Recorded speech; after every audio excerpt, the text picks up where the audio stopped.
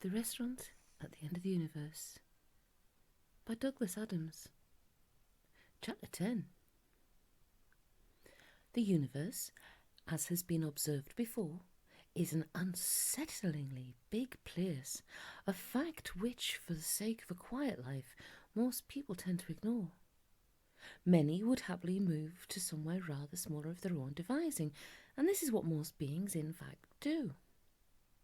For instance, in one corner of the eastern galactic arm lies the large forest planet Oglaroon, the entire unintelligent population of which lives permanently in one fairly small and crowded nut tree. In which tree they are born, live, fall in love, carve tiny speculative articles in the bark on the meaning of life, the futility of death and the importance of birth control, fight a few extremely minor wars, and eventually die strapped to the underside of some of the less accessible outer branches.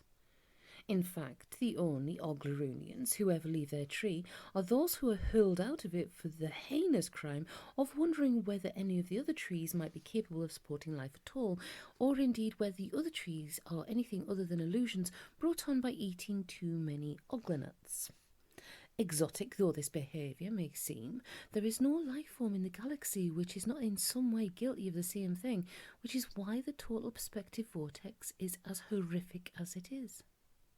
For when you are put into the vortex, you are given just one momentary glimpse of the entire, unimaginable infinity of creation, and somewhere in it a tiny little marker, a microscopic dot on a microscopic dot, which says you are here.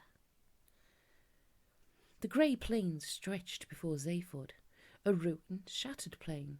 The wind whipped wildly over it. Visible in the middle was the steel pimple of the dome. This, gathered Zaphod, was where he was going. This was the total perspective vortex. As he stood and gazed bleakly at it, a sudden inhuman wail of terror emanated from it as of a man having his soul burnt from his body. It screamed above the wind and died away. Zaphod stared with fear, and his blood seemed to turn into liquid helium. "Hey, what was that?" he muttered voicelessly. "A recording," said Gargravar, "of the last man who was put into the vortex. It is always played to the next victim, a sort of prelude." "Hey, it sounds bad," stammered Zaphod. "Couldn't we maybe slope off to a party or something, just for a while? Think it over?" "For all I know," said Gargravar's ethereal voice, "I'm probably at one. My body, that is. It goes to a lot of parties without me. Says I only get in the way. Hey ho." "What is it all this with your body?" said Zaphod, anxious to delay whatever it was that was going to happen to him. "Well, it's busy, you know," said Gargravar hesitantly. "You mean it's got a mind of its own?" said Zaphod. There was a long and slightly chilly pause before Gargravar spoke again. "I have to say," he replied eventually, "that I find the remark in rather poor taste." Zaphod muttered a bewildered and embarrassed apology. "No matter," said Gargravar. "You weren't to know."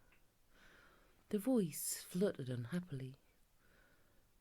"The truth is," it continued in tones which suggested he was trying very hard to keep it under control, "the truth is that we are currently undergoing a period of legal trial separation.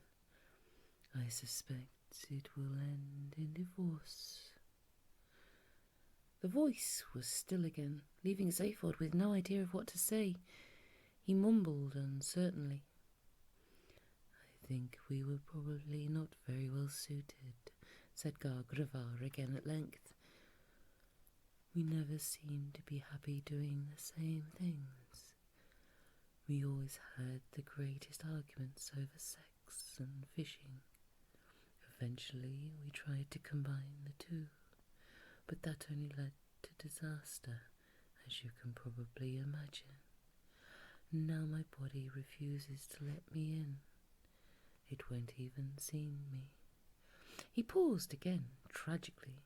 The wind whipped across the plain. It says I only inhabit it. I pointed out that in fact I was meant to inhabit it, and it said that that was exactly the sort of smart aleck remark that got right up a body's left nostril, and so we left it. It will probably get custody of my forename. Oh, said Zaphod faintly, and what's that? Pizpot, said the voice. My name is Pizpot Gargravar. Says it all, really, doesn't it? Said Zaphod sympathetically. And that is why I, as a disembodied mind, have this job, custodian of the total perspective vortex. No one will ever walk on the ground of this planet except the victims of the vortex. They don't really count, I'm afraid. I'll tell you the story. Would you like to hear it? Many years ago, this was a thriving, happy planet. People, cities, shops, a normal world, except that on the high streets of these cities there were slightly more shoe shops than one might have thought necessary. And slowly, insidiously, the numbers of these shoe shops were increasing. It's a well-known economic phenomenon, but tragic to see it in operation. For the more shoe shops there were, the more shoes they had to make, and the worse and more unwearable they became. And the worse they were to wear, the more people had to buy to keep themselves shod. And the more the shops proliferated, until the whole economy of the place passed what I believe is termed the shoe event horizon, and it became no longer economically possible to build anything other than shoe shops. Result: collapse, ruin, and famine. Most of the population died out. Those few who had the right kind of genetic instability mutated into birds.